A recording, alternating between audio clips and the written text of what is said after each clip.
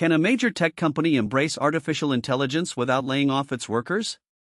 The German software giant SAP says it is genuinely trying, and the story playing out at its headquarters in Waldorf, Germany might offer a glimpse of what the future of work could look like. SAP, the largest software company in Europe by market value, is not pretending that AI hasn't changed things. Its executives openly admit that the technology has eliminated the need for humans to perform many tasks that software engineers were doing until very recently. 2 years ago, the company cut nearly 10,000 jobs, and it acknowledged that some of those cuts were driven by AI, though it declined to give a precise breakdown. But here is where SAP's approach gets interesting.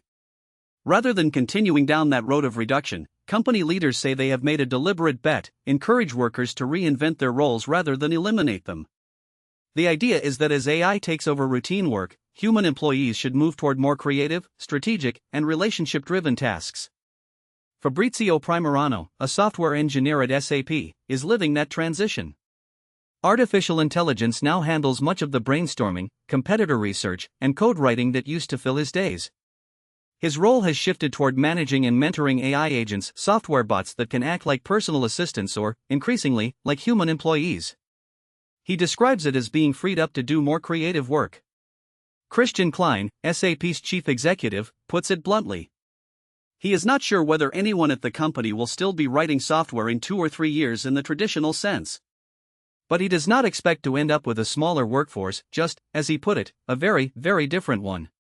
The company says that even accounting for the earlier restructuring, it has added more than 3,500 net new jobs since 2023, including entirely new roles like forward-deployed engineers, who work directly with customers to build AI-driven solutions. Economists are watching this experiment closely, particularly in Europe. The continent faces a chronic shortage of skilled workers, driven by aging demographics and slow economic growth. If AI can help close that gap by reshaping jobs rather than destroying them, the payoff could be enormous. Nicola Fuchsschundel, an economist and president of the WZB Berlin Social Science Center, told the New York Times that AI might actually save Europe from a very severe labor shortage.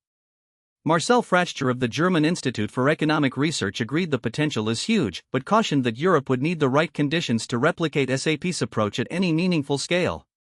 And that is the big open question. SAP is one company with deep resources, a highly educated workforce, and strong incentives to keep its talent. Whether its model can spread across industries and economies remains very much unproven. Experts are divided.